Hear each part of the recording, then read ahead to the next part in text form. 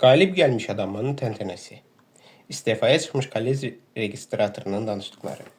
Pəhriz ayında cümə günü hamı Aleksey İvaniç Kozilin ilə blin yeməyə getdi. Kozilini siz tanımırsınız. Ola bilsin ki, o sizin üçün rəzil, heç dərəcəsində olan bir adamdır. Lakin xəyalı yüksəklərdə uçmayan bizim kimi adamlar üçün o böyük, hər şeyə qadir, çox ağıllı bir şəxsdir. Hamı necə deyərlər, Kozilinin payandazı olan adamlar onun yanına getdilər. Mən də atamla getdim. Hörmətli cənab, blinlər o qədər yaxşı, o qədər ləzzətli idi ki, deməyə söz tapmıram. Hamısı qopmuş, yumuşaq idi. Qıpqırmızı qızarmışdı. Birini qaynar yağa batırıb ağzına qoyan kimi, o birisi özü adamın ağzına girirdi. Yanında balığı da, ovulmuş pendiri də, çaxır və araq da ki, tökülüb başına qalmışdı. Blindən sonra uzunburun balığı şorbası, bundan sonra da kəklik qovurması yedik. Elə də möhkəm yedik ki, atam gizlicə jiletinin düymələrini açdı və onun liberalizmini heç kəs görməsin deyə qarnının üstünə salfet saldı.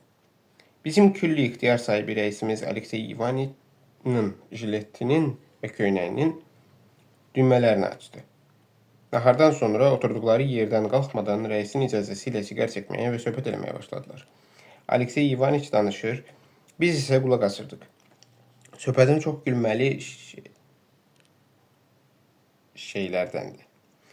Rəis danışırdı və görünür ki, sözlərinin məzəli çıxmasını istəyirdi. Onun gülməli bir söz deyib deməməsini bilmirəm. Ancaq yadımdadır ki, atam hər dəqiqə mənim böyrümü dürtmələyib deyirdi. Gül. Mən də ağzımı açıb gülürdüm. Hətta bir dəfə elə bərkdən güldüm ki, hamı dönüb mənə baxdı. Bax, belə, belə, deyə atam pıçıldadı. Afərin, o sənə baxıb gülür. Bu yaxşıdır. Bəlkə doğrudan da o səni Mirzəyə köməkçi götürdü. Bu ara rəisimiz Kozilin fısıldaya, nıqqıldaya dedi. Bəli, indi biz blin yeyirik. Təzə kürü istimal edirik. Ağbədənli arvadımızı oxşayırıq. Mənim qızlarım isə elə gözəldirlər ki, nəinki sizin kimi muti adamlar, hətta knyazlar və qraflar da onlara baxıb ah çəkir. Hələ mənzilimi demirəm. Hi. Bax, belə.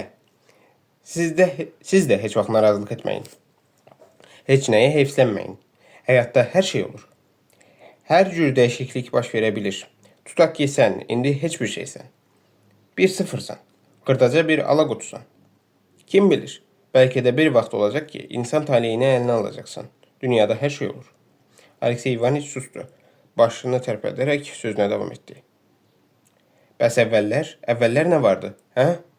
İlahi, adamın yadına düşəndə heç inanmaq istəmir. Ayaqqabısız cındır şalvarda gəzirdik. Qorxurduq, tir-tir əsirdik. O zaman 1 manat üçün 2 həftə işləməli olurduq. Bu manatı da sənə elə belə vermirdilər, əzişdirib sifətinə çırpırdılar. Al sox gözünə, deyirdilər. Hər kəs səni basıb əzə bilirdi, sanca bilirdi, təpənə vura bilirdi. Hər kəs səni təhqir edə bilirdi. Rəisə iş haqqında məlumat vermək üçün gedəndə bir də görürdün ki, qapıda balaca bir it oturub. İtə yaxınlaşırdın, əl verirdin, pəncəsindən tuturdun. Onun yanından keçdiyin üçün üzr istəyirdin. Sabahın xeyir, it isə mır, sənə mırıldayırdı. Qapçı dirsəyi ilə səni dümsükləyirdi. Sən də xırdam yoxdur, İvan Patoniç, bağışlayın, deyirdin. Hamıdan da çox, bax, bu quru balıq, bu timsal mənə əziyyət verirdi. Bu mənə nələr eləməyib? Bax, bu sakitcə oturan Kuritsin. Aleksey İvaniç atamın yanında oturan balaca, donqar belli qocanı göstərdi. Qoca yorğun gözlərini döyə-döyə istəmədən iyrənə siqar çəkirdi. O heç papiros çəkməzdi. Lakin rəis siqar təklif etdikdə, o rədd etməyi nəzakətsizlik hesab edirdi.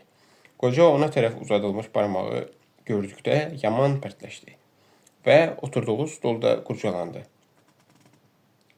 Kozilin sözünə davam etdi. Bəli, bu sakitcə oturan adam mənim başıma nələr gətirmədi. Axı mən lap əvvəl işə girəndə onun əlinə düşmüşdüm. Məni həmən bu məzlumun, heç gözə çarpmayan, heç dərəcəsində olan bu adamın yanına aparıb stolunun arxasında oturtdular. O da məni diri-diri yeməyə başladı. Hər sözü ürəyə sancılan iti bir bıçaqdır. Hər baxışı ürəyin başına dəyən bir güllə idi. İndi gör necə soxulcan kimi miskincəsinə baxır. Əvvəllər heç bilirsiniz nə idi? Əsl Neptun. Neptun. Qədim Roma əfsanələrində dənizlər Allahı.